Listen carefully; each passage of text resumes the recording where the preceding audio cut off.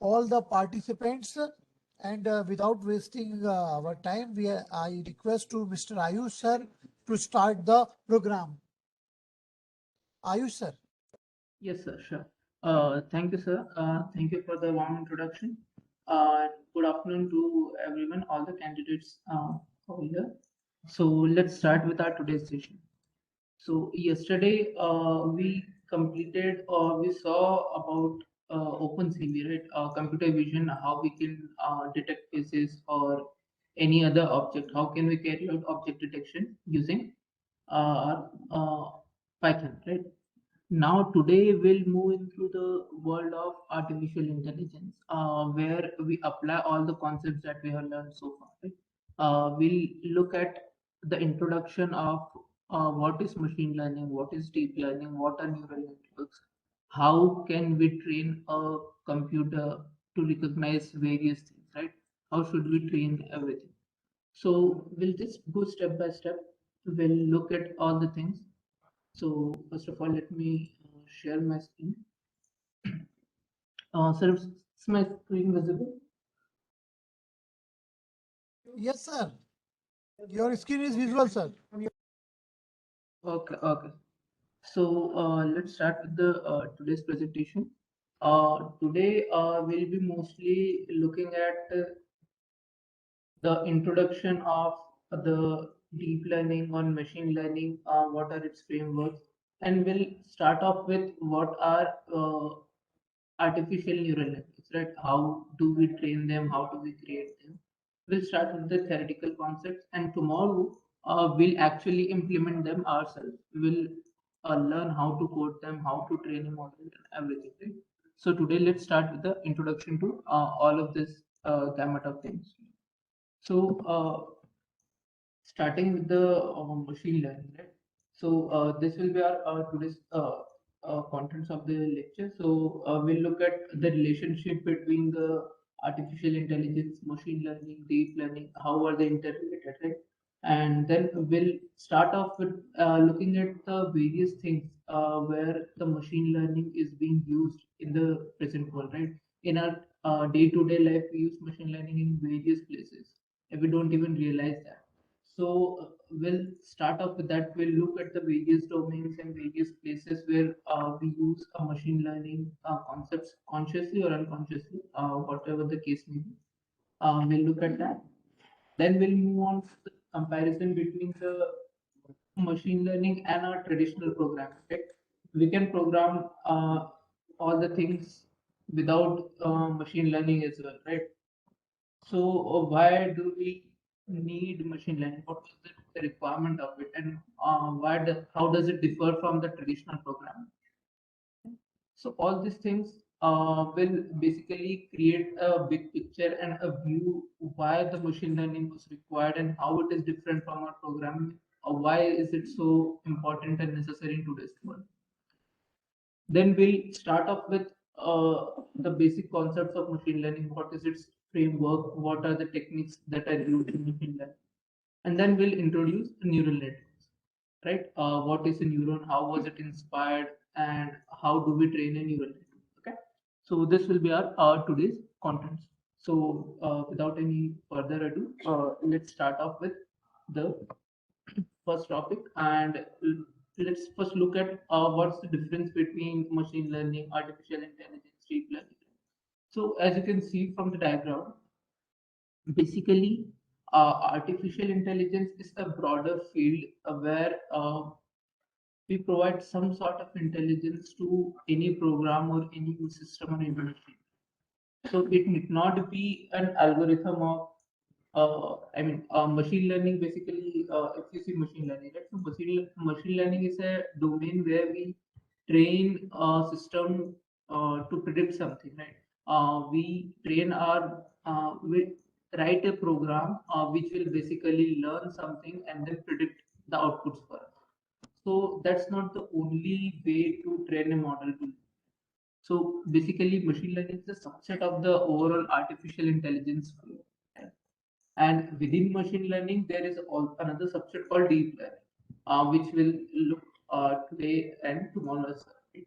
So Deep learning is a field which was inspired from our own body, our own biological systems, the neurons that are present in our mind, right, in our brain. So, deep learning, all the models and concepts of deep learning were inspired from the neurons and are working off a human mind. Right? So, that's a subset of the machine learning. So, this is basic a relationship between them. So, let's start with the domains and the applications of the machine learning, right? In our day-to-day life, what are the fields, what are the domains where we see machine learning being used, right? So basically, if you think about it, machine learning is used everywhere, right? Whatever the domain you think, it is used everywhere today in one form or the other. For example, these are the certain domains, right? Communication, search technologies, e-commerce, finance, fashion industry, agriculture, manufacturing, health science, wildlife conservation, everything. You name our industry, and there has to be and there will be one or the other machine learning technique or algorithms or any application, its application, it is there, right? For example, let's start with the search engines. We use many search engines in our day-to-day life, right? Mostly people use Google or Ask or Bing or anything, right? So all these search engines, how do they work in the back end, right? There is all they are using is machine learning techniques, right? So suppose if you search something, right, it the most relevant pages are always popped up, right? On the over the internet, if you see, there would be hundreds of thousands or millions of pages containing the same term that you have searched, but you always get the most relevant results at the top. So all these are the things that are implemented and are done through machine. If you see product recommendations, right? Suppose you look at Amazon or any other, you watch a show on any platform like Netflix or Hotstar or Amazon Prime, anywhere, right? So they always recommend you something else. If you are buying something on a, it will recommend to you several other products related to that. Right? So how does it recommend? How does the system know what to recommend? So all these recommendations are based on a machine learning. All these recommender systems are introducing a machine learning and deep learning techniques. So in the backend, there is always a technique or you say machine learning algorithms are being implemented. They are right in front of us. We face them in day-to-day life, but we are not able to see them. Right? So this is just to get you uh, a feel about where or where and many places where this is being implemented. Right? So next, you see social media, right? Many people, right? Most of us use social media, right? In one form or the other, either Instagram, Facebook, Skype, Twitter, anything. Right? So all of the social media, there are many things, right? Suppose if you like the post, right? So suppose you like the post, then your friends or your friends of your friends in their feed, that post will pop up quite recently, or that will they'll also be able to see that, right?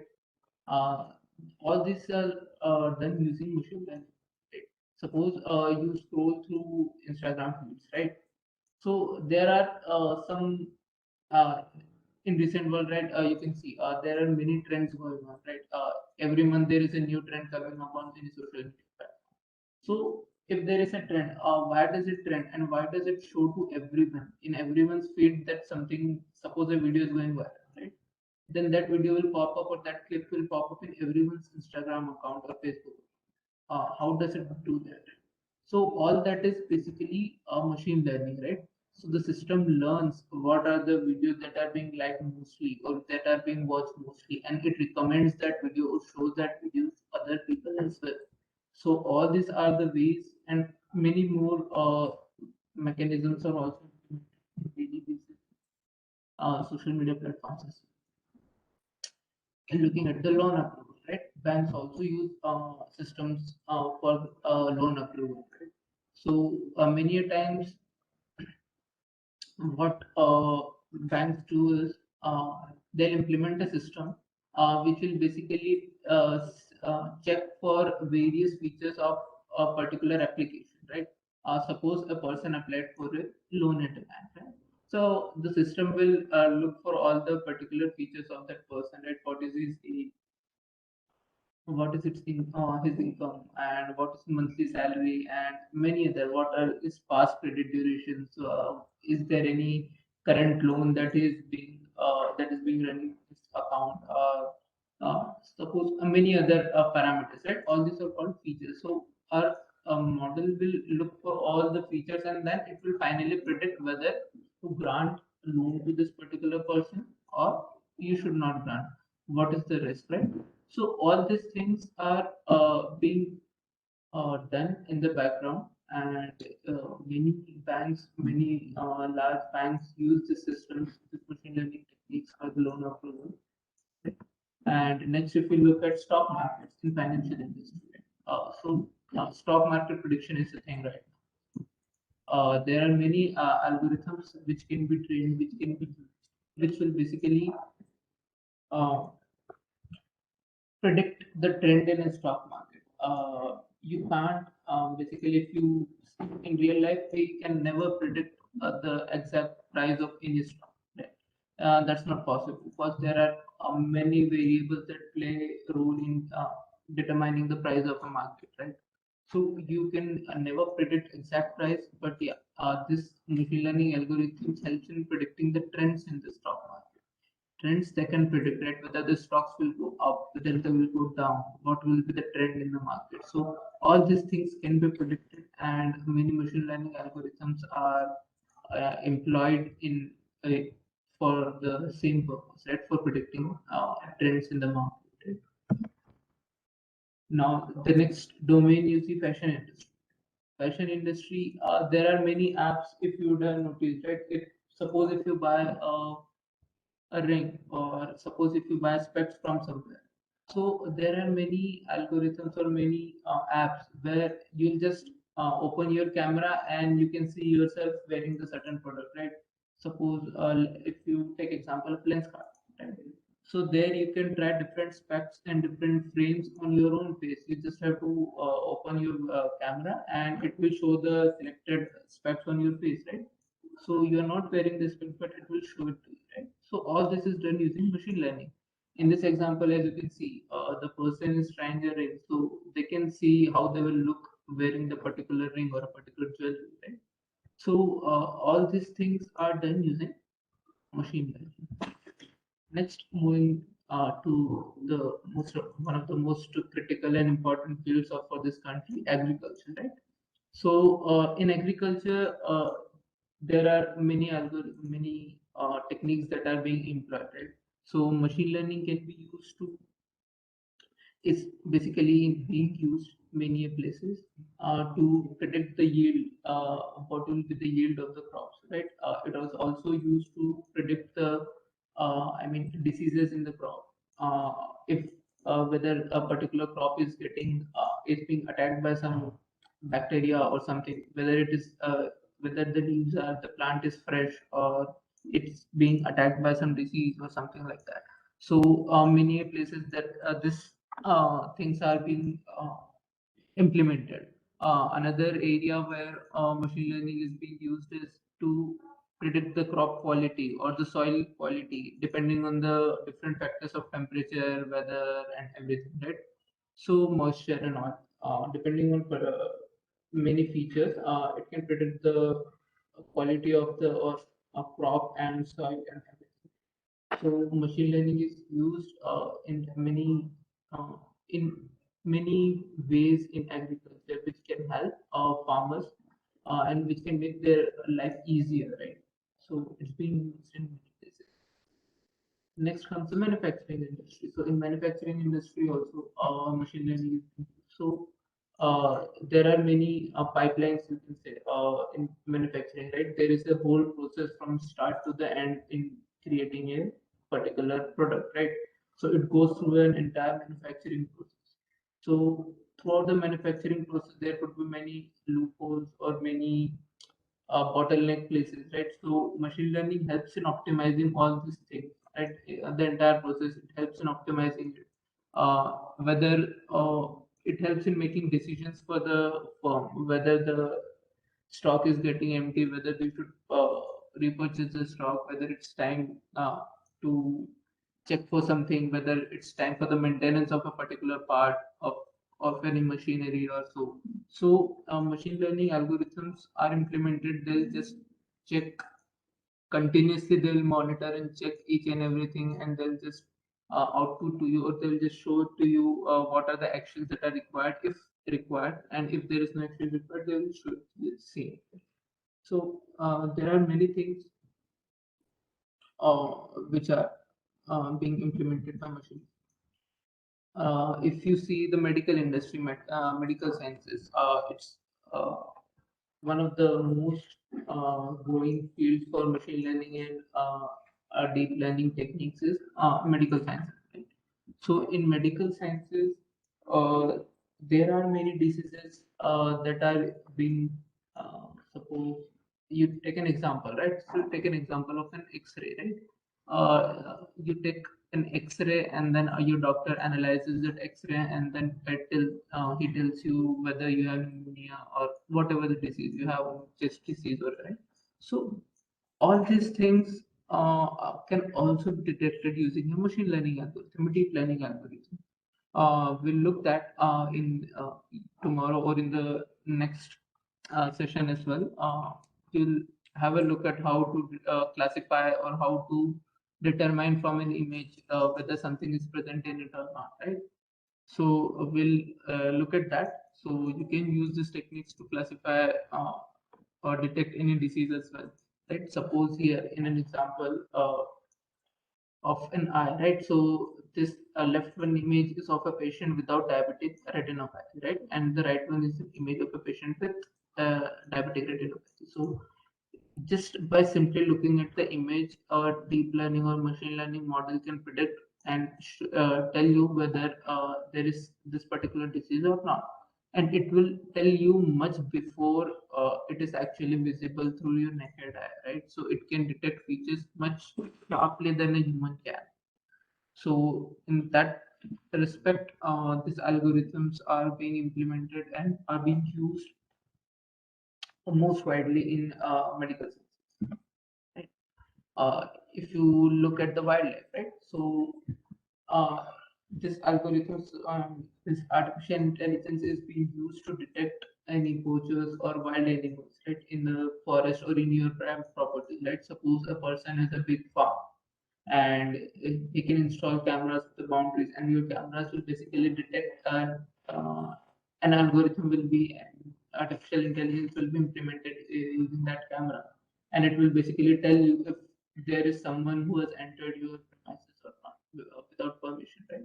Or if there is something happening which is unwanted. So artificial intelligence can do that for us. Moving on, suppose there are many illegal wood cutting being done in the forest, right? So many people take advantage of the large forest, and they basically cut a wood and sell it in the black market. So that's illegal. So government and forest authorities are using machine learning techniques to prevent that. So what they are using is they are just placed many audio recorders or audio recording devices throughout the forest. Right? So using this audio sounds, they implement an artificial intelligence algorithm which will basically tell them, just by simply analyzing the audio from this forest, whether some wood cutting is being taken place or not. So all these are some important places where artificial intelligence is playing its role. Right? So now that we have looked at the various places and various domains where this uh, artificial intelligence and machine learning can help us, let's uh, start off and compare it with our traditional programming. Right? We have already, the programmers and the software developers have already been creating programs, and many solutions, right, for the entire world. So why can't we just use our normal traditional programming for uh, doing this task, right? Why do we need machine learning, and what's the difference between the both, right? There is a difference between machine learning and traditional programming. What is it, right?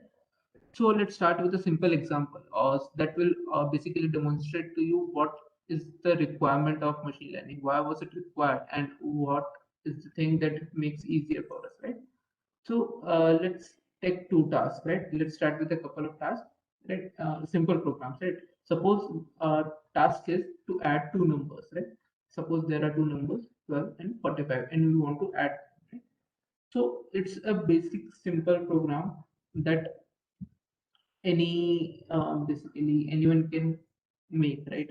If any decent programmer is asked to code it, uh, he will be able to code it, right? And suppose there is a second task, recognizing an handwritten digit, right? There is an image of a digit written by a human being, and it's basically image. It's an image, and we'll have to, uh, given that image, we'll have to write a program that will basically output to us, or detect and tell us what is the number being written, right? Is it 654, whatever it is, right? So these are the two tasks. So what do you say? Which one is easy, right? So by looking at them, it's quite clear that the task one is much more easy, right? So it's basically simply adding two numbers. So why is it easy? Because simple terms, we know how to add two numbers. We know the function, the addition operator. We know how to add, how to use it, right? That's a simple rules that we have learned through our childhood, and we know how to implement. But in the second task, we'll have to create a bunch of rules, right? As first of all, let's look how an image is being read by a computer, how computer sees an image, right? Then we'll get a much more a clearer idea. As you already seen, the computer sees an image as numbers, right? It's a matrix of numbers for a computer. Suppose for white color, it's basically one, or whatever the range may be, right? If you, as you will have seen in OpenCV, right? The values in an image, it varies from 0 to 255. If you shrink that range from 0 to 255 to 0 to 1, basically you will see an image like this. White will correspond to 1 and black will correspond to 0, right? So this particular image on the left, you can see it will look like the particular image in the right, in a matrix form, right? With all the pixels where there is white, it will be represented by 1, and all the black pixels will be represented by 0. So this is the way in which a computer looks at an image. Now, now let's compare the two tasks, right? So the first task, as I said, as I mentioned, it's quite trivial, right? So any decent programmer can just create a program to add two numbers, right? But the solving the second task, it would be much more difficult. Why? Because we'll have to design a bunch of rules, right, for solving this task, right? Basically, any reasonable programmer will try to create some rules, right? Suppose you have to detect this digit, right? So he'll create some rules that in this particular pixel there has to be black color, in this particular pixel there has to be white, so on. Some logic he will try to create a reasonable logic and to try to apply. But such rules can easily be broken or can be overcome with different examples, right? So these are handwritten digits. Everyone writes 5 in a different way. Suppose 4 is being written. So some people, everyone has a different way of writing 4, right? Some people write 4 like this, right? Some people write 4 like this. Some people write it like this. So there are many ways in which a person can write a particular digit. So depending on these different tasks, different ways, it's really hard to come up with a rules or a logic through which we can basically classify this image or this particular uh, task, right? So what is a more robust way of solving this? That would be naturally the next question, right? Is there a simple way or a way which will mostly do the task for us, which would be easier to implement. Right? So let's understand the difference between the two. What was the reason the first task was so easy, and what's the reason that second task is not so easy and it's a tricky one, right? So the main difference between the both is that for the first task we already have a mathematical function, right? Uh, Available to us that we can directly use and get our output, right? Suppose addition of two numbers, we already know how to add. Okay, so that is easily available. Now for the second task there is no exact mathematical function that is available to us, right?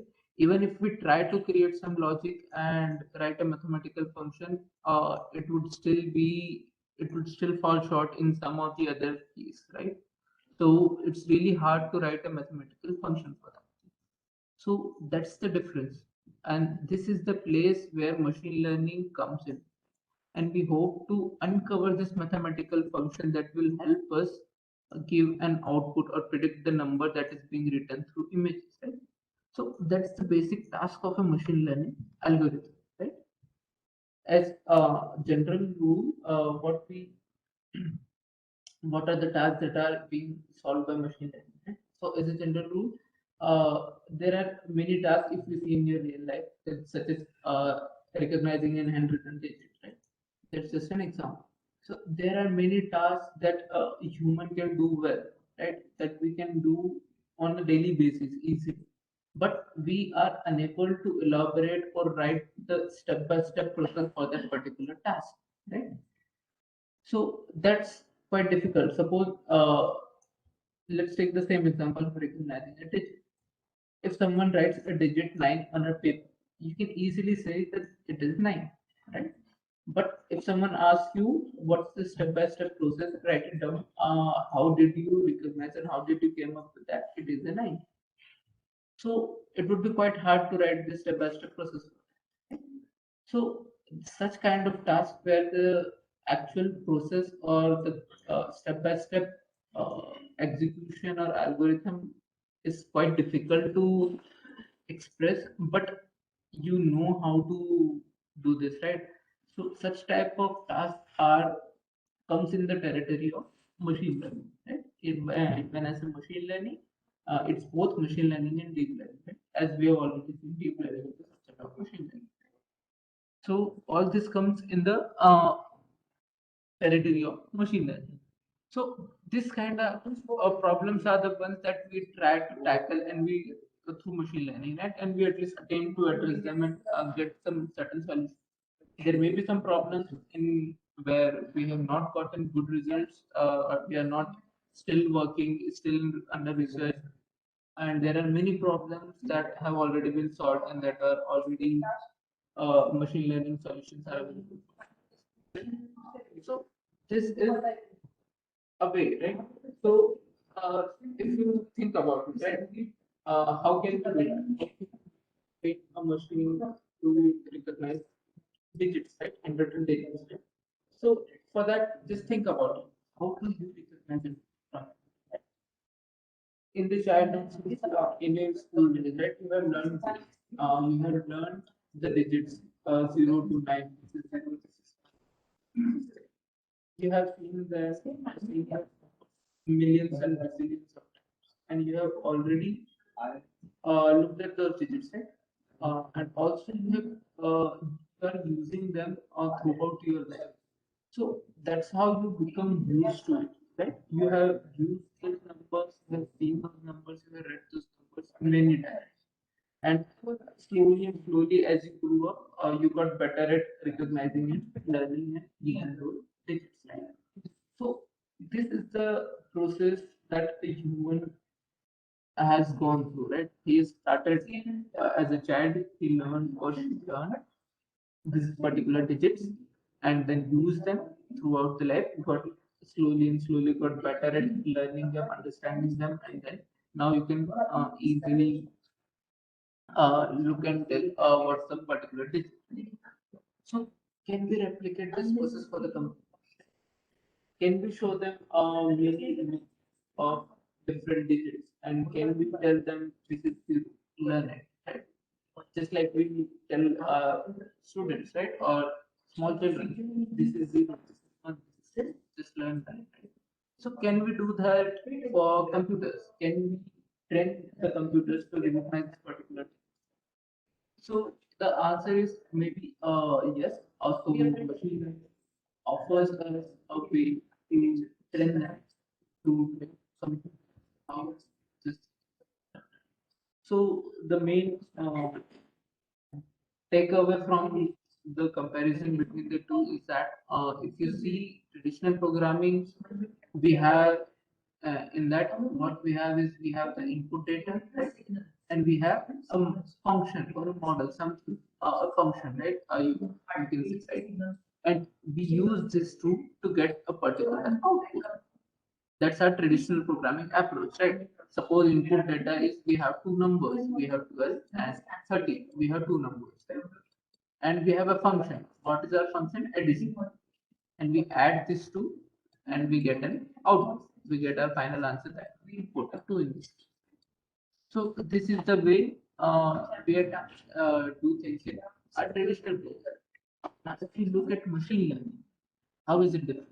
So it's different in two ways. In machine learning, what we do is we first of all have input data and we give output or the results to the program, and what we get is the function.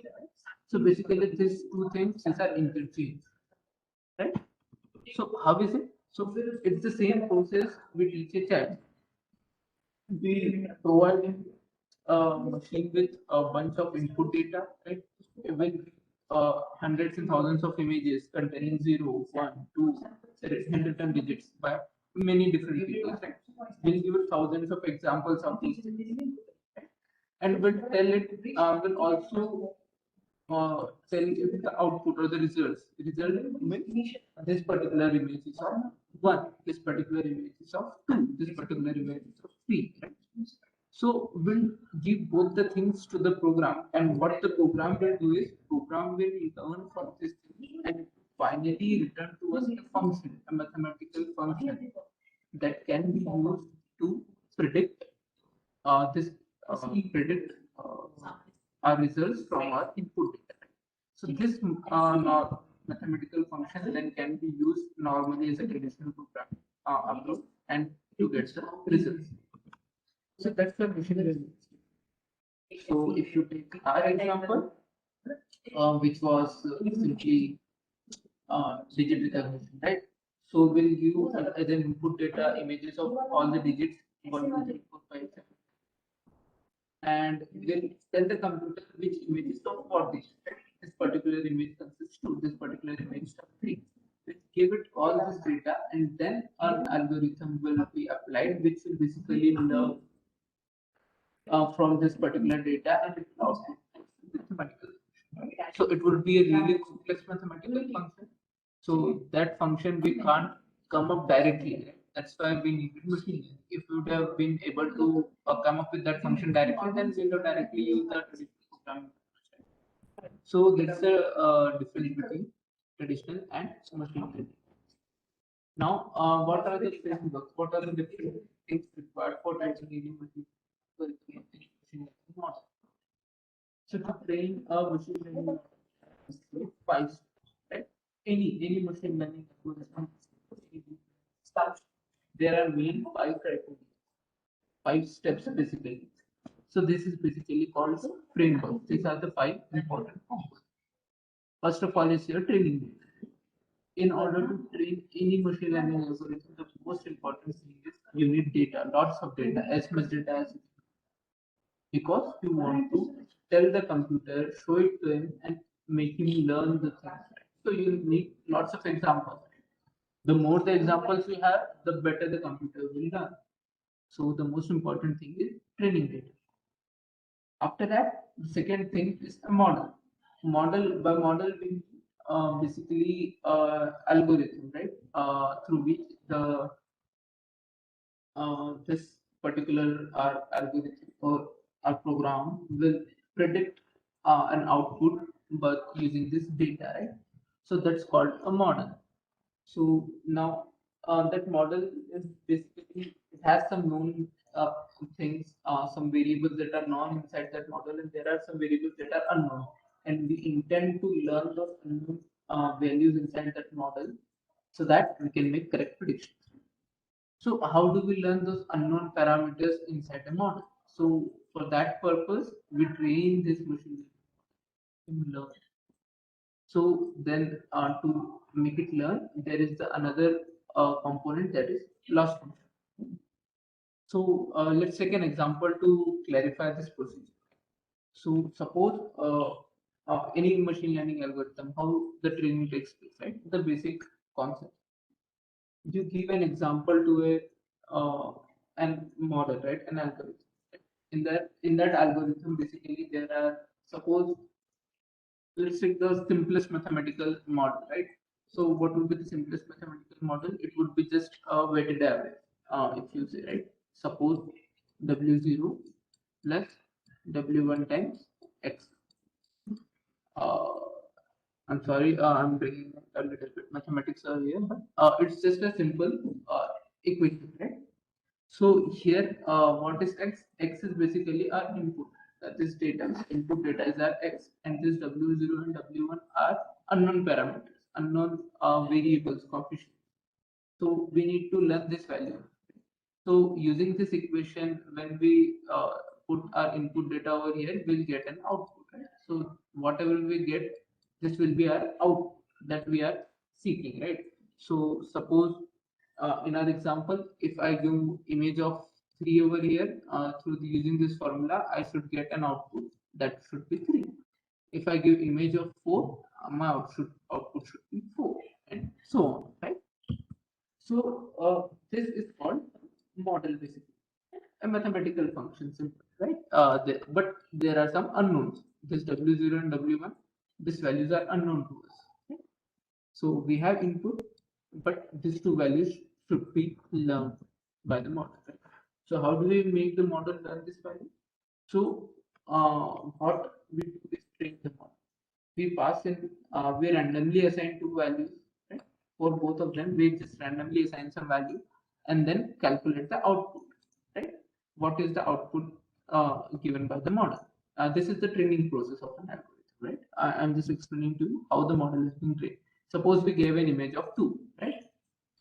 The image of 2 was given to the model, and we have randomly selected any two values for this. Now it will give us give us an output. Suppose it gives us an output 1. So now this output is a wrong prediction, and we didn't expect correct prediction to start with, because these values are being assigned randomly. So there comes a next component which plays a role, that is loss.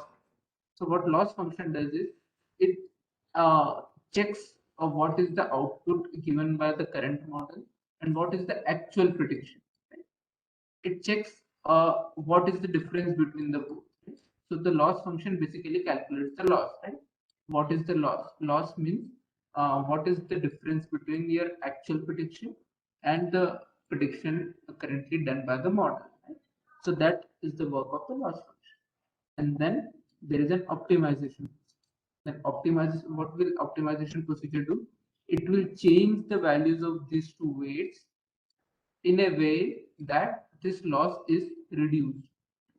The loss is reduced means the next time that we predict anything from the model, it is closer to the actual weight. It will update these weights in such a way, right? So this is the basic procedure of any algorithm in any machine learning. Uh, right? So what it does is uh, just learn some parameters. Okay. Take example, learn from it, give an output, check what's the difference between the actual output and the output given by the model, improve on the output, and then take the next example, again learn and again improve. So it reads through all the examples again and again and again, the innumerable or many times. Right? Suppose if we give 50 iterations, so it will iterate through entire data set, through all the examples 50 times, and it will try to learn from them again and again, and to improve in each and every step. It will try to improve itself in each and every step. And finally, we'll get an output, which will be your model, which will be able to uh, give to you the correct results, right? So, in order to look at this, there is a framework in, what you can say, a demonstration that can be done, right? So basically, TensorFlow will be using TensorFlow soon enough, but the TensorFlow, they have created a playground sort of where you can basically go through all these things and visualize and see how a model is trained or how a particular task is being done, right? So that's basically called a TensorFlow playground, right? So this is its interface. So there are basically five regions. The main regions that we have seen, right? First is the training data, the five components, right? It's The training data is over here in left corner, bottom left corner. Here you can see what type of data you want, right? Different parameters are there. No need to go in details right now. Just there are This is the place where you can select what will be your training data, right? Then here in the middle, this is your model. What is your current model and what are the functions, activation functions? We'll look at the activation functions later on. Just let it be for now on, right? So and then the third is our loss function. So here will be the loss function. What type of loss function is being used to check the difference between the actual prediction and our model's prediction? Then here is the optimization procedure. How many iterations are done? How many times the model is learning over the data set, right? It will be shown over here. And the final one will be here. Uh, Evaluation in inference, which can be seen over here, right? What is the How is the model learning and what are its laws and all, right? So this can be accessed through this playground.tensorflow.org. All right. So you can just use this link to that and have a look at it. So let's just go over here and let's just play with it a little bit so that you get an idea of how a model is being trained and what happens. So basically, let me tell you something about this. So as I have mentioned, so these are the things. Here we can select data. So there are different types of data sets available, right? So there are two classes here. One, as you can see on the right, blue class and orange class. All these dots belong to a different class, right? All the blue dots belong to different class, a positive class, is if you can call it, and the orange points belongs to negative class, right? So our task is to create a model or come up with a line or a function which will basically dissect both the type of data points, right? Which can be used to create or which can be used to predict what is the output, what is the which in which class the particular data point will belong to, right? If you have data that is this much clear, right? That is I mean, there is a clear distinction, clear boundary between the two, right? At that point, what we can do is we can just simply when I click play over here, you can see this line will move. Hello, yeah. So your data would be just have a look at this figure, right? And you'll get the idea, right? Yeah. As soon as I played, started training the model, what it does is it learns the value and it improves in every iteration, in every step. It will try to improve itself. And this particular decision boundary line, it will update itself in every iteration. Right? As you can see right now, we have uh, epoch means iteration, right? It basically means iteration. We have gone through 1,000 iterations through this data set. Our model has gone or learned through these points over 1,000 times, and then it has come up with this boundary line. This is a mathematical function, right, or an equation. So using this boundary line, it can tell whether a particular data point belongs to blue class or whether it belongs to orange class, right? it will just check the data point whether it lies on that side or this. So this is what uh, is the process that is going on in the background, right? So in the background, this is how a model is being trained. And to look at a model and to analyze a model, the most important thing that we can check is its graph, right? This the graph that you can see over here, this particular graph, right? So this is basically graph of training loss. Loss means, uh, as I said, right? Loss means basically what's the difference between your actual out predictions, and I mean the predictions by your model and your actual labels that should be there. Right? So what's the difference? What's the error basically? Error in your predictions. How much error is there? So if you are training, if a model is being trained correctly, if it's getting good, right, your loss will decrease. This value over here, it will decrease, and you'll get a graph like this, decreasing graph, right? With time, your graph or your loss will decrease. If I started, if I just start it again, right? You will see this loss will reduce slowly, and in the graph, just observe the graph, right? This graph will also go downwards, right? Slowly and slowly. So with different epochs, with different iterations, right?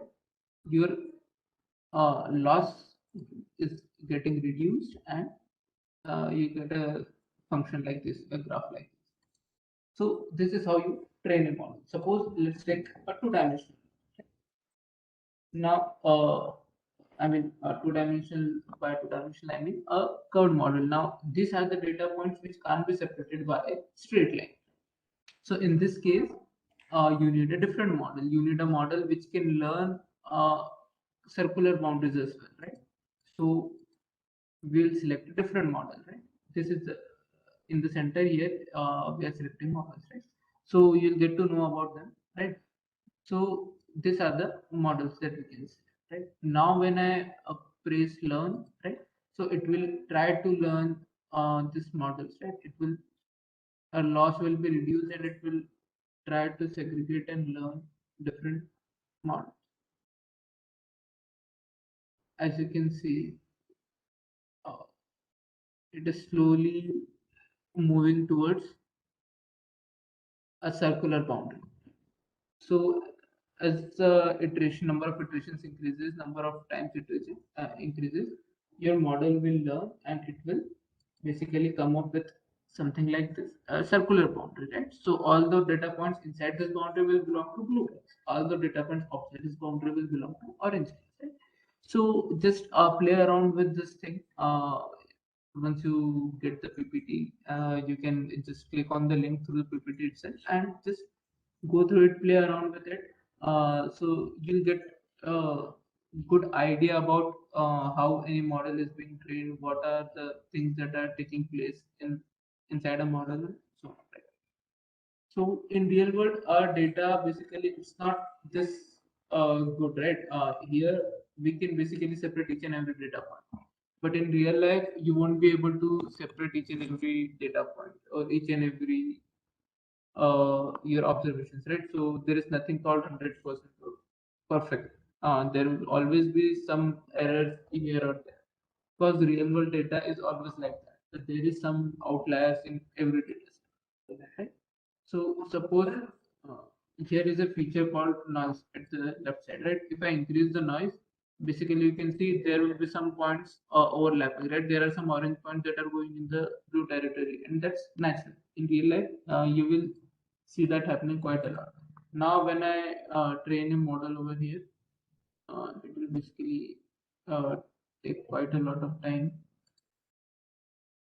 So you can see the model is basically it will still come up with a boundary, but this time your loss will be a little bit higher because it's not possible to separate everything, right? So it will basically generalize. It will just learn a general idea. It will get a general idea of general boundary, which can separate each and every or most of the data points to see, right?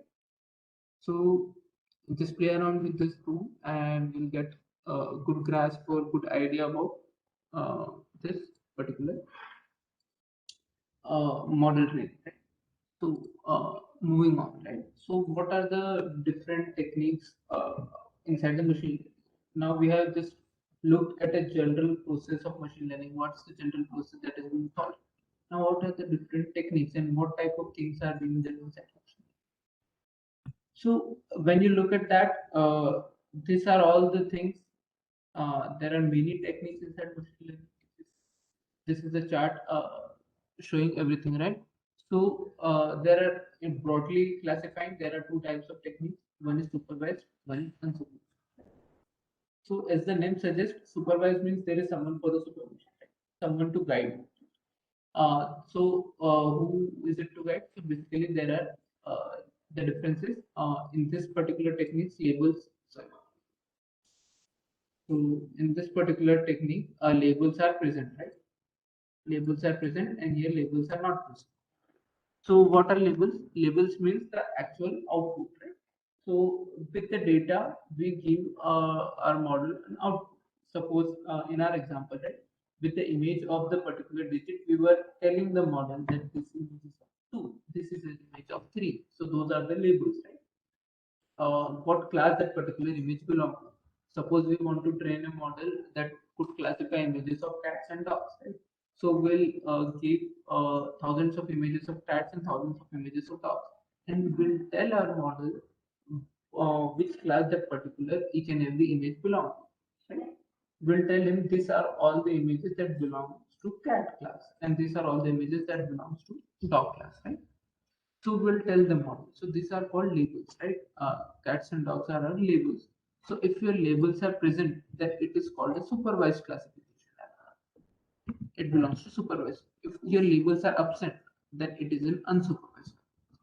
There are a certain tasks where you don't need label, right? You just give data to the computer and you want it to learn patterns from the data. So there is no need for label for that, right? You just want to you just want your model to learn patterns inside the data and classify them according to the patterns, make different clusters and different groups according to some pattern, right? Learn the pattern in the data and classify the data in 2 to 3 or 4 groups, whatever you want, right? So those type of algorithms are called unsupervised algorithms, right? so so these are the broad two categories, right? So if you go inside, so basically in supervised algorithms, there are two types, right? What are the two types? One is regression, one is classification. So what is the difference? Regression means basically when you want to predict a real number as an output. Suppose you want your model to predict the prices of a house. If you give different features of a house, I have a 2 BHK, it has sea facing, it is on the main road, or it's big size, it's this particular square feet area, and so on and so forth. You give different features about your house, and you want your model to predict its actual price, right? What's the price of the house? So that price that you want to predict, it's basically a real number, right? It's a number, right? A price could be 1,000, or it could be 2,000, it could be 1,000.5, it could be anything, right? So that is a real number. So when we have a problem like this, when output is a number, right? So in that cases, in that type of cases, we use regression algorithm. But when our output is discrete, basically when you want to classify in certain classes, right? For example, cats and dogs. Your output is discrete. Your uh, every image, right? It will either belong to dog class or it will either belong to cat class. So there is no a real number or a continuous output variable. That's basically different as classes, right? So in that type of problem, we follow classification algorithm. Another example of classification would be a loan approval, as we have seen, right? Given different features of a particular loan applicant, right? What's his age, his salary, and previous loans, and his previous past EMI history, and everything, right? Given all those features, we want our algorithm to predict whether to approve this loan or not. So there are basically two classes, right? Approve this loan and do not approve this loan. So when we have this type of classifications, right, in that cases, it's a basically a classification problem. So these are the broad two categories of supervised learning, and there are again multiple classes in those also, depending on whether there are only two classes you want to predict or there are multiple classes, 10 classes you want to predict. Those are basically binary class and multi-class around that. Right? So we won't go into much detail as they are not necessary as of now. So these are the main classifications that we need to understand, right? So in our basically, so it's the entire picture of the entire machine learning element. So we can't cover up everything in such a short period of time. So we'll look at the most important and the most widely used algorithms, which would be basically classification algorithms, right? So we'll learn techniques, how to classify or how to use different classification algorithms. Deep dive. So the task is being done with neural. So let's start with a neural network. What is a neural network? How it came into existence and how was it inspired? Right?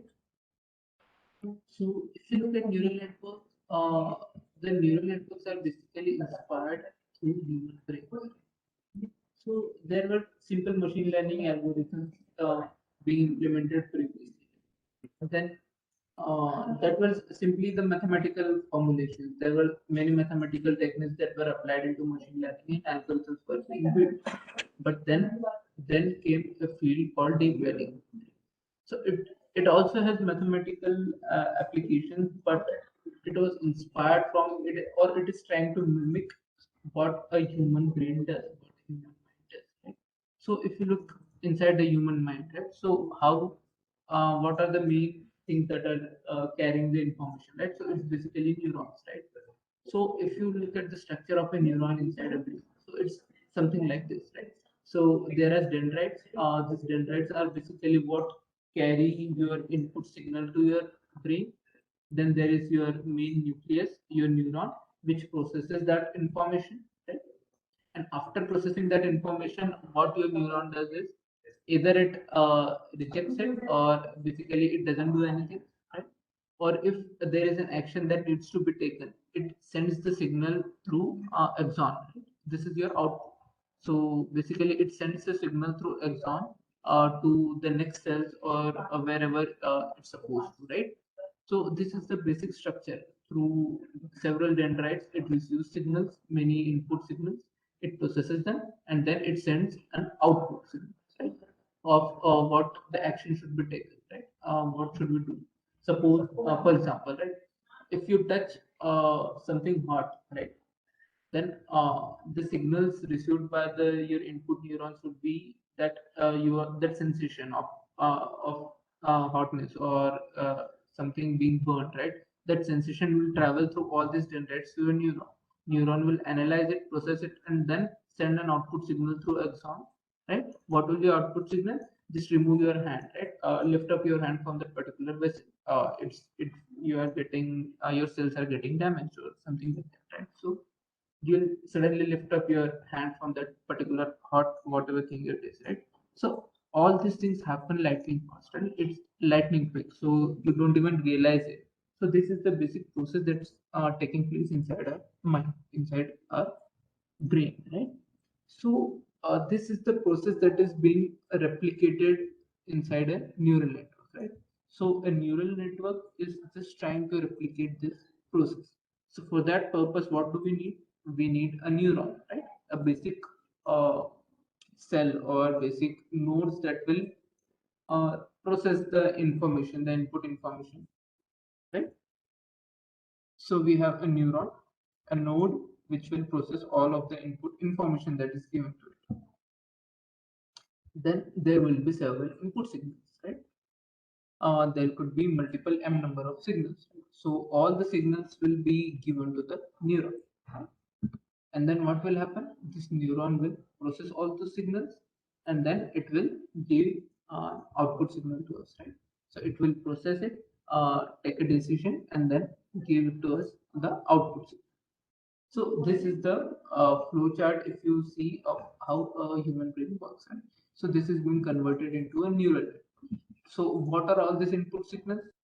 That is all these input signals are nothing but the input values features of our task, whatever the task we want to perform. Suppose if we want to perform image classification, then all the pixels of the pixel values of those image will act as an input, right?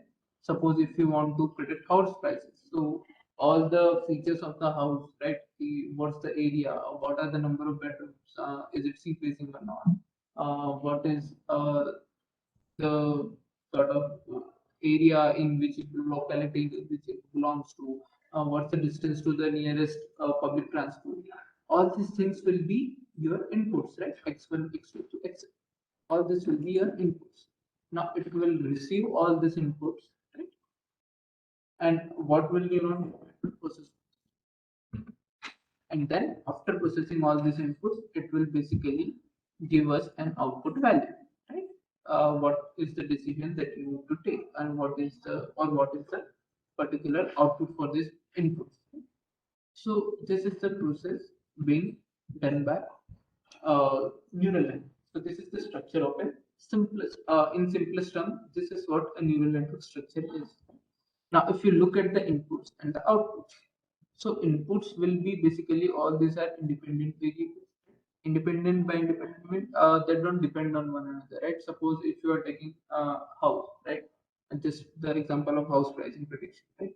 So the area of the house, the number of bedrooms, distance from the nearest public transport, all these things are independent of each other. They don't depend on one another. So these are the important features, right? So we basically take the important features over here, which are independent of each other.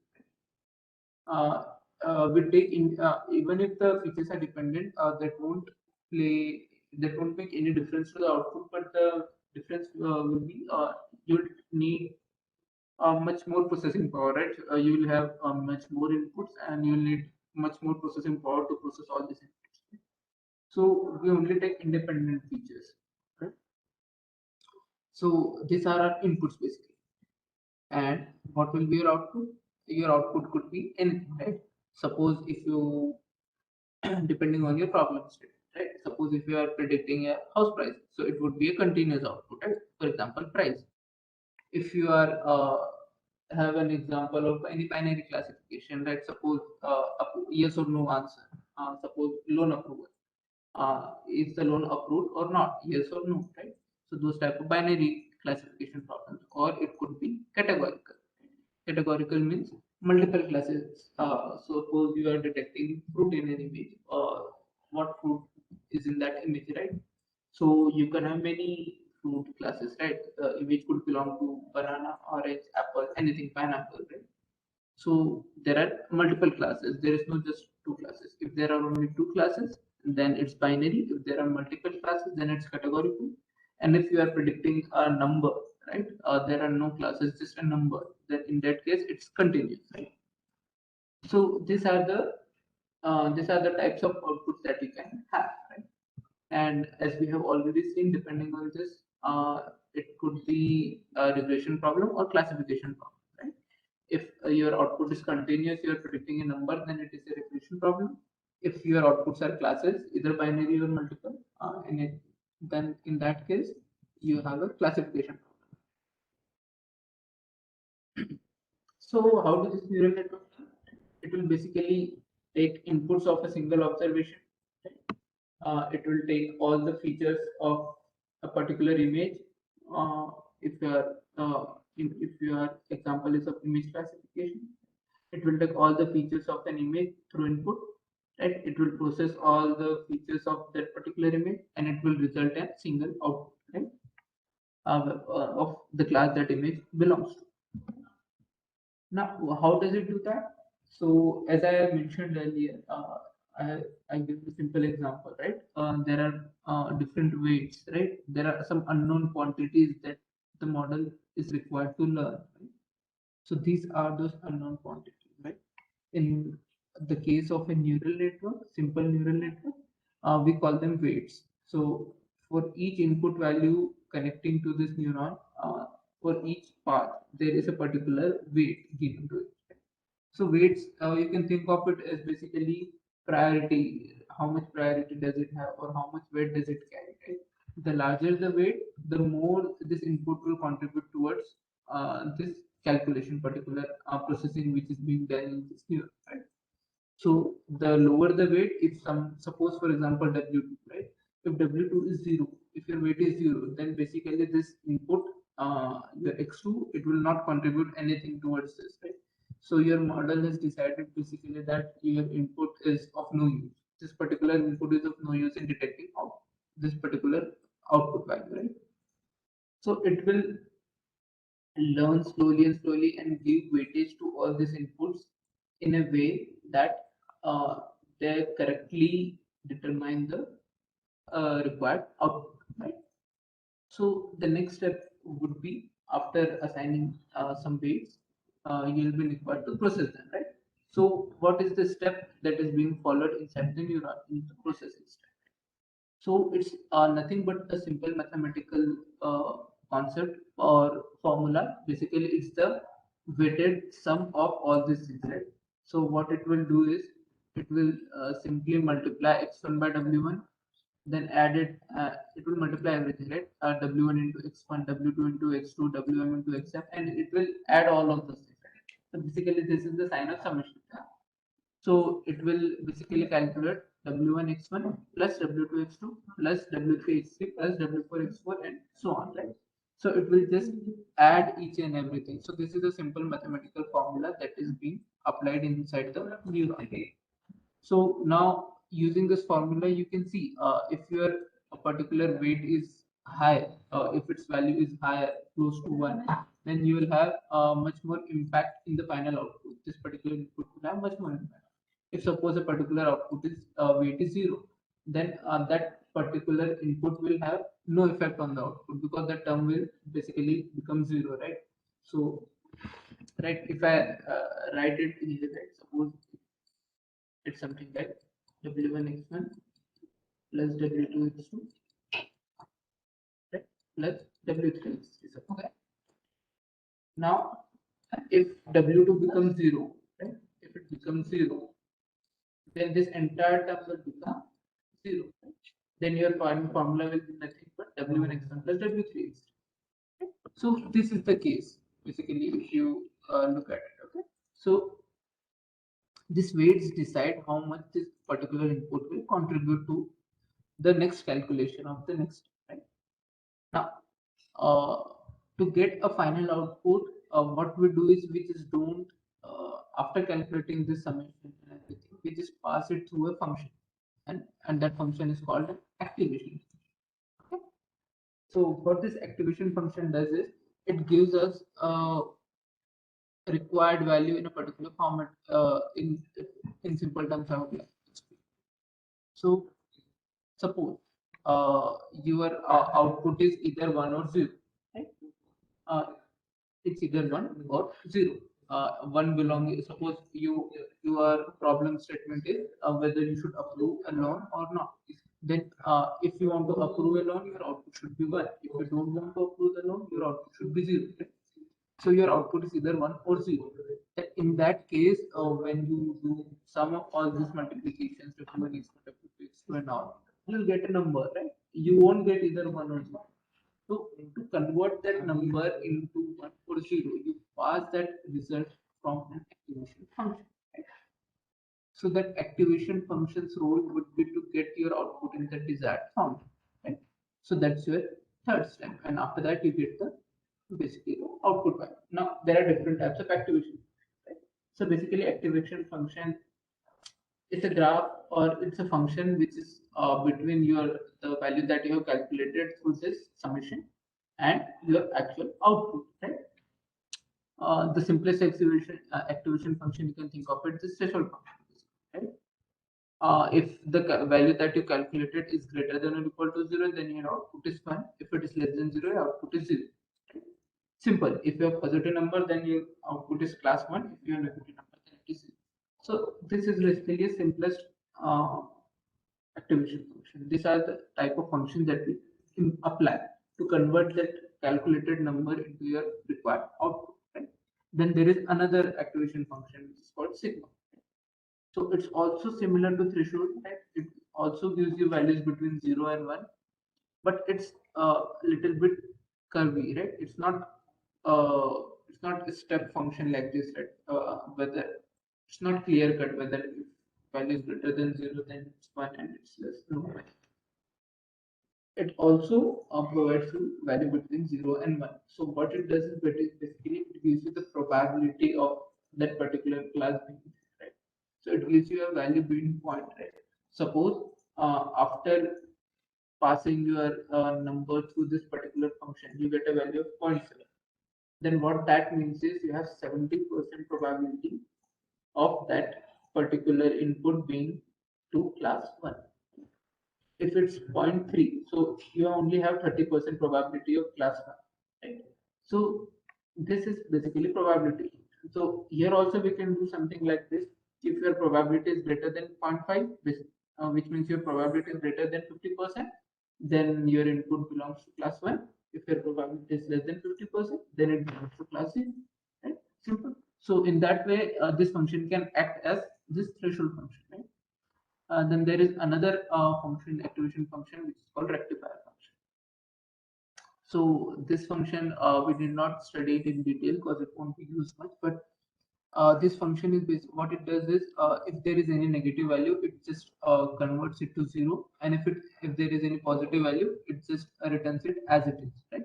Suppose if you got through your calculation a value called 1.5, then it will return 1.5 as it is. It won't do anything to the number. But if you got any negative number, -2, -3, -4, then it will, instead of that number, it will return it to you 0, right? So basically, it will eliminate all the negative values from your calculation. So these are the three basic activation functions. We'll learn them and you'll get used to them, and we'll see them in action tomorrow, right? So this is just the theoretical part, okay? So no need to get much concerned about it, and if you have any doubt, you can ask me, right? So these are the three basic activation functions. So if you look at the entire picture of the neural network, right? So this is how it is. You have input values x1, x2, x3, and so on, right? And using these input values, you have different weights, right? So using these input values and these weights, some calculation is performed, right? Some mathematical calculation is performed, whatever it may be. It's not of our concern, right? So there is some calculation performed, and then it is passed through some activation, which finally tells us the output value, right? And we compare that output value with our label, right? What it is, what we should be. Depending on the output value, we take some actions, right? So this is simplest in simplest terms a neural network, how it is and how it's supposed to be. Okay? Now, moving on to how it actually is, right? This is just for the explanation purpose, right? Now we still don't know what is inside this neuron, right? This center neuron in green color, right? So it's not just a single node, right? In our brain also, we don't have a single neuron. There are many multiple neurons, right? So they all carry such information and they all perform such tasks. So the task that I have explained right now, right? Multiplying them, calculating them, and getting a value for this particular neuron. This same task is being performed for multiple neurons, right? Suppose there are 4 neurons, multiple neurons. So each and every input will be used to calculate value for all the neurons depending on different weights, right? So all the arrows over here, all the arrows that you can see in this region, basically all the inputs are connected to all the neurons in the hidden layer. Basically, this layer of neurons is called hidden layer. Okay, so they are all interconnected, and all the arrows over here will carry a particular weight or weightage or a value that we've seen in the previous. This particular W1, W2, W3, it is there for all these particular values, right? And depending on those values, all the values of these neurons will be calculated. So this is the actual process, right? So depending on these values of the weights over here, all the values of these particular neurons will be calculated, right? Now they will pass through an activation function which will result in their final value, right? And depending on values of all these neurons, the final value of your output will be calculated, right? And it will again pass through an activation function to get the value in your desired format. Desired output value will be uh, given from this function. So this is a way in which your function or a neural network performs. Right? Basically, there are input layer which contains all the input values or all the input features that you give to a model. Right? Then there are many hidden layers. It's not necessary there only one hidden layer. There could be multiple hidden layers also. It depends on us how much complicated we want to make our model, right? The more complex the model is, the more different features and the more complicated characteristics it will learn. Okay. So these are the neurons, right? So basically, uh, the same calculation will be done for each and every neuron, and some value will be forwarded to these neurons, and using the values of these neurons, again same calculation will be done to get the output value. Right? So this same calculation that we have seen over here, it is done for each and every neuron in an actual neural network. Right? So that's what a neural network is. Now, if you see, if we go forward and look at a neural network's working, how does it work, right? So let's take an example of price prediction of an house, right? Simple example that we have been continuously discussing, right? Suppose we have four features, right? Area of the house, number of bedrooms, distance to the city, what's distance, and what is the age of the house, right? How old is the house, right? So these are the four features that we are using. So each feature will have a particular weight associated. So this particular neuron, how will its price be determined, or how will its value will be determined? Its value will be simply W1 x1 plus W2 x2 plus W3 x3 plus W4 x4. Just the product of all these things and add them up, right? So you add them and you'll get a price, right? So this was the simplest idea behind it, right? So that's not exactly how it happens, but this is the general idea. So when we look at the real one, right, then there are many hidden layers, right? There is not a single hidden layer. There are many hidden layers, and there are multiple neurons in the hidden layers, right? And finally, we have an output. So what will happen is the thing that we have seen over here, right? Simple calculation. This simple calculation will be done, right? This all these four arrows will have one weight, some weight, W1, W2, W3, W4, something, and the value of this particular neuron will be calculated, right? Again, depending on the weight values, some of these features will have high weightage, some of these features will have low weightage, right? So that will depend what is the value of this. Similarly, all the particular for all the neurons in this hidden layer, the same calculation will take place, and its value will be calculated, right? Depending on the weights values. And for everyone, weights could be different, right? So for this particular neuron, there will be different three weights, right?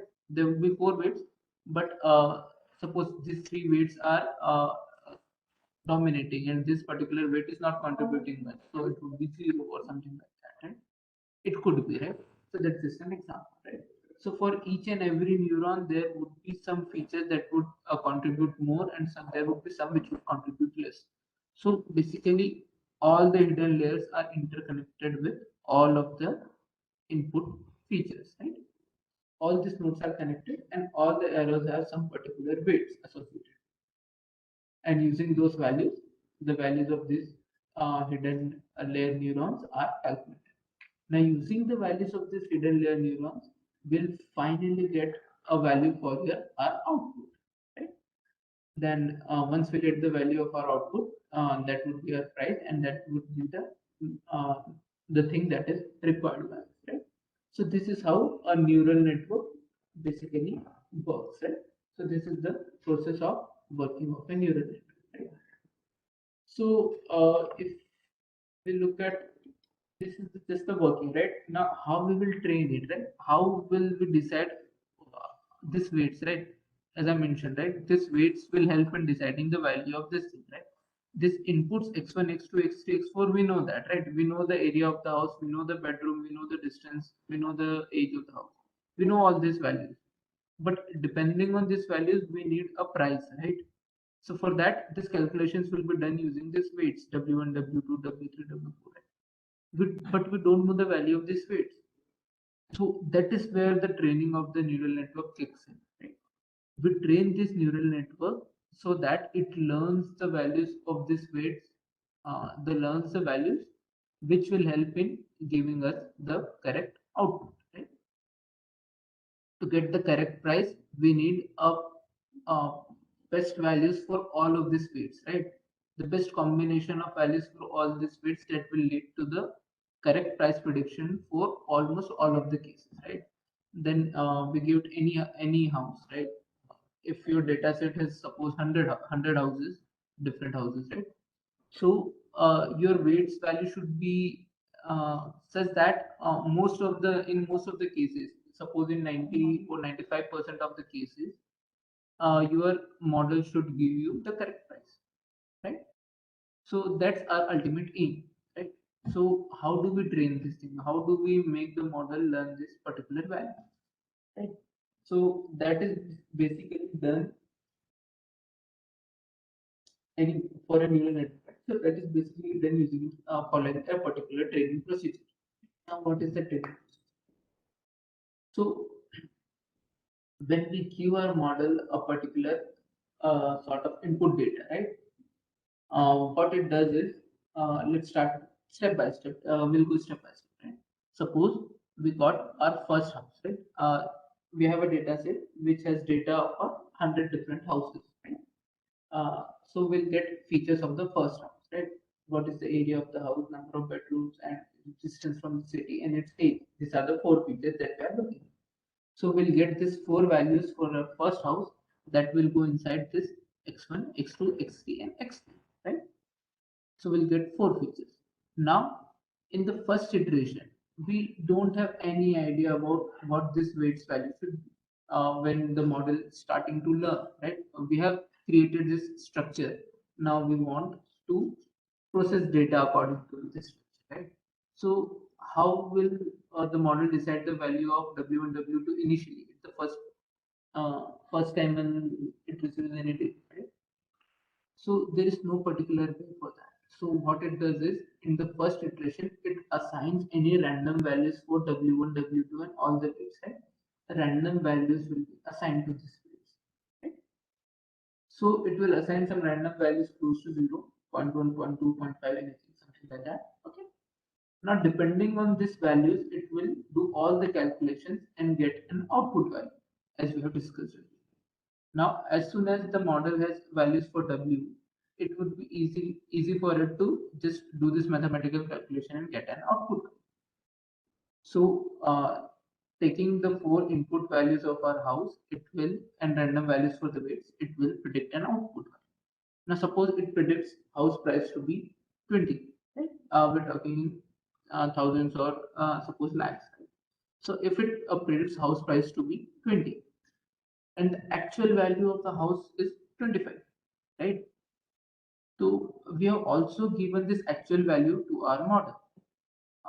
To our model, we also give with example, we'll give what's the actual price of the house, right? So we have given this input and we have told our model that its actual price is 25. So it will calculate according to its model, and it will give us a price of suppose 20, right? And the actual value is 25. So it will calculate the difference. What is the difference? How much is the error in my prediction? So suppose actual price is 25 and I have predicted 20. So there is a difference of 5. Right? So I'm off by 5 lakhs. Right? So that's my loss basically. So this difference is calculated using a loss function as we want to discuss. Right? So this loss function will tell us what is the error in my prediction at this particular stage. Right? We have just taken the first house as an example. First record of first house. Right? So there is some error in my prediction, right? And then what will be the next step? Next step would naturally be to correct this error, right? To minimize this error. Now, how do we minimize this error? there is only one thing that is that we don't know in this particular entire model, right? That is the value of this weights. We have assigned them randomly, right? So what will happen is the model will back propagate, right? It will go back and update the values of these weights. How will it update the values? It will update the values in such a way that the next time the weights are being calculated, the loss is reduced, right? It will update the weights in such direction, right? Suppose we have our prediction was 20, right, and actual prediction was 25, so we want to increase our output, right?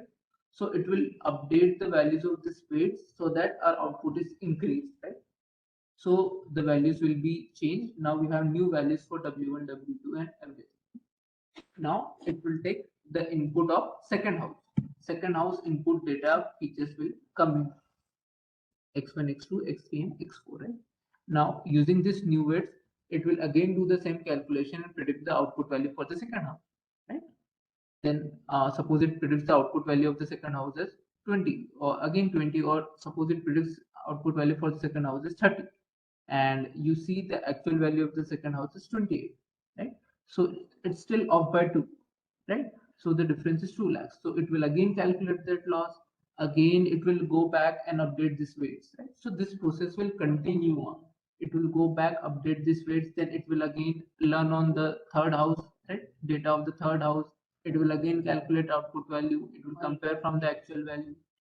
Whatever the loss is, it will try to update the weights to reduce that loss, minimize that loss. Then it will go on with the input value of the fourth house and so on.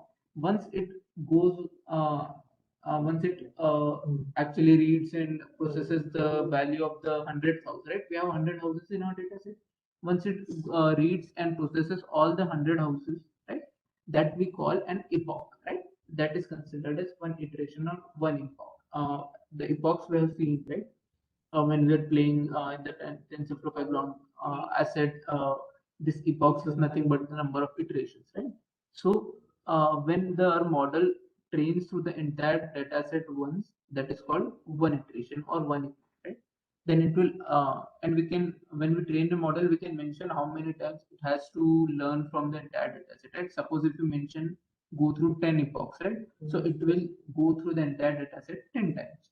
Now, after completing the dataset, again it will take the first example and process through and get an output, again calculate the loss, again update the weights, then take the second example and so on, right? So it will go through the entire dataset multiple number of times. And again, it keep on improving the values of weights such that your loss becomes minimized, right? So in the end, what you will have is you'll get a model which will predict most of the in most of the cases which will predict accurately, right? So this is the example, right? So suppose in this example these are the four values, right? So these four values will be your input features. They will go in x1, x2, x3 and x4, and this is your output. This 93%, right? In exam whatever it is, right? Your marks in the final exam. So this is basically your output. So this 93 is your actual value. You have given it to your model. Based on this input values and this formula, your model will calculate and predict a particular value. Suppose it predicts 90%.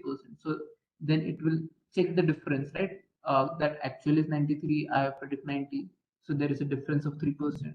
Then it will update the values of 1 and so on, right? The process we have discussed, right? So that process is will be carried forward throughout the entire neural network, right?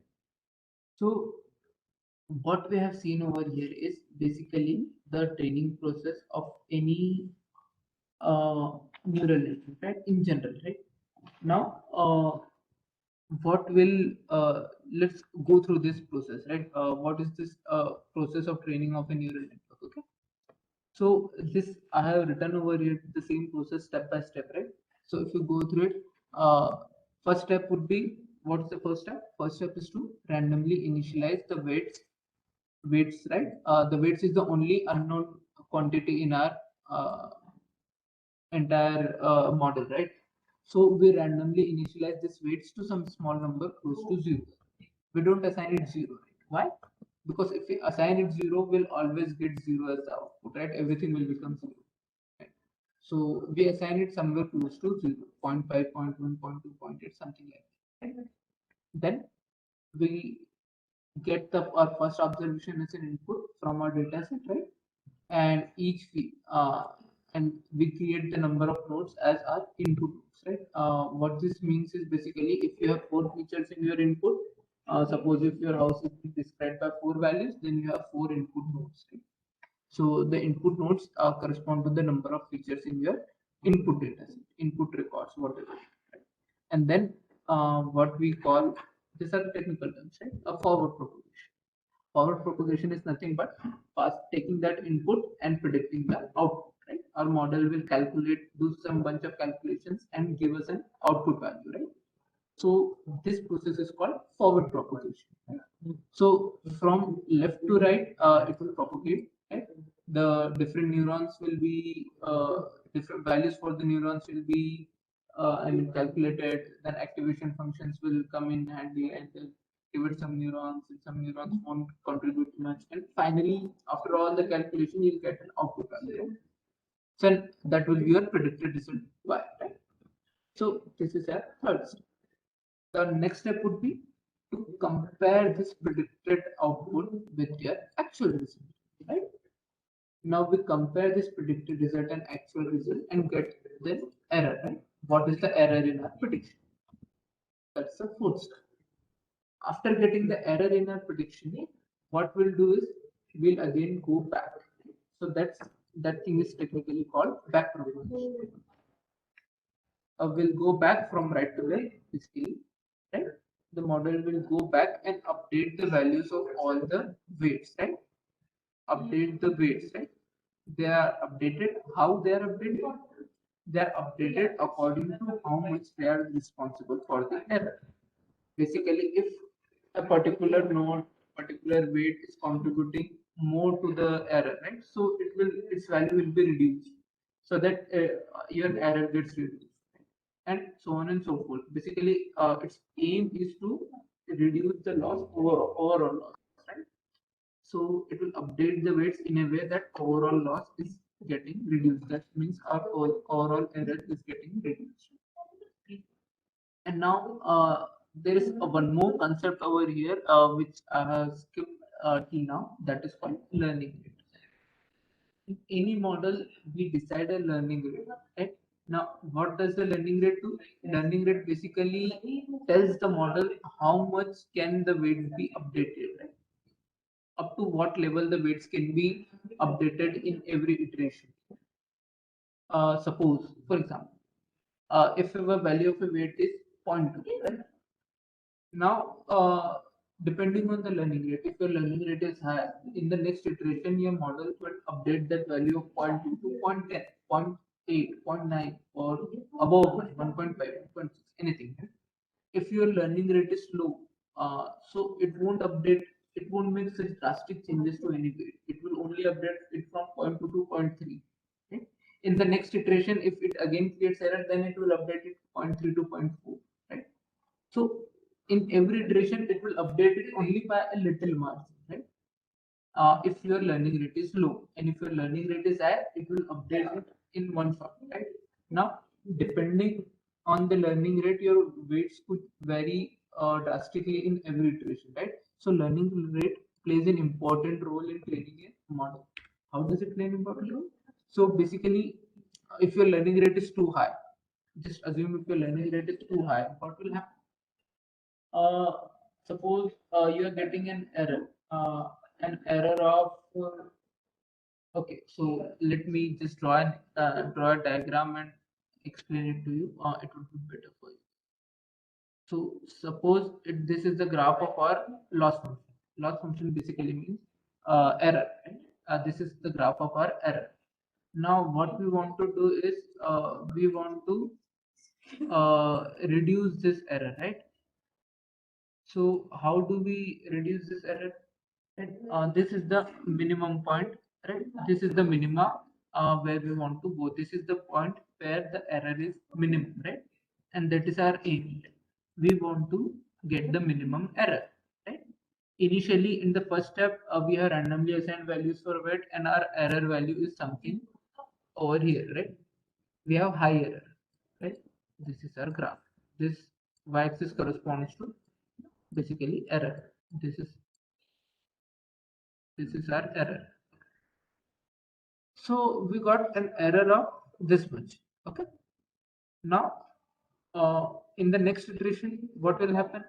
Depending on the learning rate and everything, your weights will have updated so that this error is reduced, right? So if this error is reduced, now you will have an error of this much. In the next iteration, again this value will be updated and you will have an error of this much. So in this way, step by step, we want to proceed to a place when our error is this much, right? It's the minimum that is possible, right? So that's our ultimate aim. Now, what happens is when your learning rate is too high, right? Learning rate is too high, then our model knows that it wants to move in this particular direction, right? It wants to update the weights in this particular direction. But when learning rate is high, it updates in this direction with a large margin, right? So when it updates with a huge margins, then instead of getting a weights value over here, right, what happens is it updates by a great margin and it skips this value and goes over here, right? Will get a value something over here. Now our weight will be this one, blue one, right? So this happens when your learning rate is too high. Then finally what will happen is from here your model will go over here, right? Now it knows it has to move towards left side, but your learning rate is too high, so it will update lefts to weights too much. It will move over this side, right? Then again it will update the weights. It knows it model knows in the direction in which it has to update the weights. Now depending on the learning weight, the step is being taken, right? So it will move to the right side. But if your learning rate is high, it will again go over this side. If your learning rate is high, again in the next iteration it will go over this side. So it will keep going back and forth from left to right. It will never reach this minimum if learning rate is too high, right? So learning rate is basically, you can see it as a step size, right? What will be the step size in this learning? Now, if you have a good learning rate, right? What will be a good learning rate? Learning rate would be, it should not be too small, right? It should be just enough that you take some baby steps, small steps towards this minimum goal, right? In the next iteration, your learning rate should be, your step should be this much, right? Now, again, the model knows it has to move in the right direction, right? It will move towards right in a slowly, right? It will take a small step. Again it will take a small step towards right direction. It will again take a small step towards right direction, and finally it will reach to this minimum value, right? So that is our aim. Suppose if your learning rate is too low, right? If your learning rate is very low, now then what will happen? You know, your model knows it has to move towards right direction, but it will only take a baby step. Again it will take only a small step. Again it will take only a small step, right? So after several iterations also it will move in the right direction, but it won't be able to reach this point because it will reach up till here only, right? You need many more iterations, right? Thousands and thousands of iterations you need to reach at this particular minimum point, right? So that's why learning rate plays an important role. You need your learning rate in a way that in a couple of iterations, or basically 10, 20, or 30, or even 50 or 100 iterations, you reach this minima, right? You attain this minimum value. So that's how learning rate plays a role in everything, right? So this learning rate is an important thing. Now, weights are updated according to your learning rate in step 5. Going back to our process, right? Uh, Depending on the error, we'll go back and update the weights in any particular direction. And how much this weights will be updated, it will depend on the learning rate, right? So these weights are updated. After that, this entire the 5 steps are carried again and again for each and every observation, right? So for all the observations, for all of our inputs, this particular process is carried on, right? Once the model goes through, trains through, or passes through all of our data set, training data set once, right? That consists of an epoch, right? That is basically one epoch. Once it goes through all of the input data set, that is at one epoch. And if you want to continue it or carry it on for more epochs, then we basically mention that if we mention 10 epochs, it will go over the entire data set 10 times. So this is the entire process. Now there are two terms over here, reinforcement learning and batch learning. So these are nothing but suppose as we have seen, right, our model goes over each and every observation of our input data set one by one, right? So if it goes over them one by one, that is called reinforcement learning. And if it goes over them in batches, right? Suppose it takes the suppose we are using image classification, right? Cats and dogs in that example, right? So if it learns from each image at a time, first it takes an image, learns from it, then takes another image, then learns from it, then takes another image, then learns from it, then that is called reinforcement. If it learns in batches, suppose we have 100 images in our dataset, right? If it learns in batches, it takes 10 images and learns from the 10 images at a time. Then take next 10 images, then learns from the 10 images at a time. So that is called batch learning basically. And most of the time, what we do is batch learning because it saves us some computations, right? It reduces training time. If our model can learn here, right, in this x1, x2, x3, if only one record is going at a time, then it will take much more time to learn, right? Because it will predict output from this one input, and then it will again update the weights, and then it will take next input, then predict the output, then update the weights. So it will take more time to. Whether on the other hand, if we process in batches, if we take the batch of 10, right, so it will take all the 10 inputs at a time, it will predict the output for all the 10 inputs, then it will calculate an error and then update the weights, right?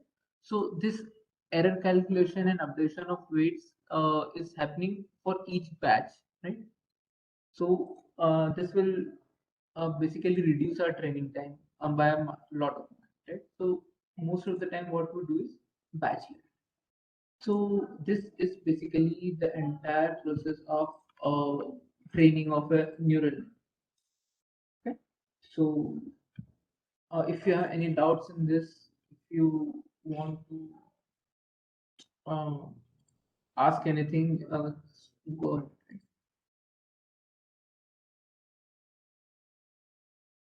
Uh, so basically that's all from my side for today.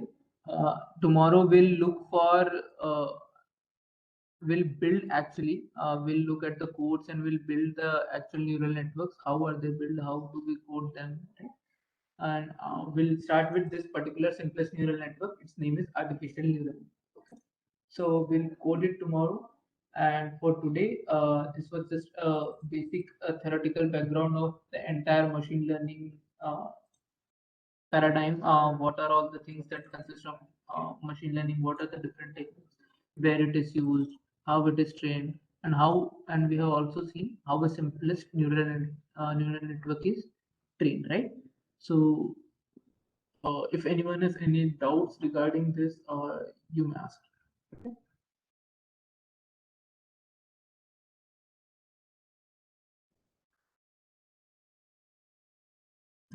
Anyone? Okay, so I see nobody has any doubts. So if just go through the PPT, I'll share it to you, share it with all of you guys after the just after the session on the WhatsApp group. Just go through it, revise things, go through them, and if you have any issues, if you come up with any doubts later on, you can ask on the WhatsApp group also. Okay. So uh, happy learning and see you guys tomorrow. Tomorrow we'll discuss with the artificial level network. Okay, thank you, sir. Thank you.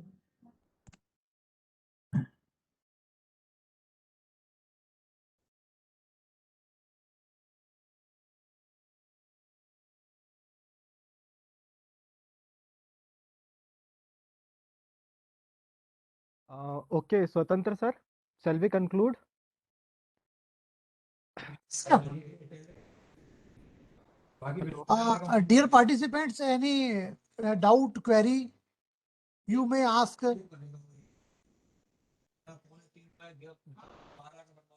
Any question from the participant side?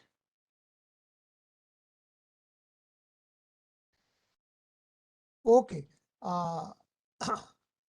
No, sir. Sir, okay, shall we conclude, sir? Are you sure? Yes, sir, sure. Okay. If they have any doubts later on, they can often ask on WhatsApp group also, right? Okay, okay. I'll share the Thank you, PPT sir. on the group. Okay, thank you. Okay, thank you, sir, and thank you to all participants. And we will meet tomorrow at sharp 3 p.m. for the next lecture. Okay. Thank you, participants.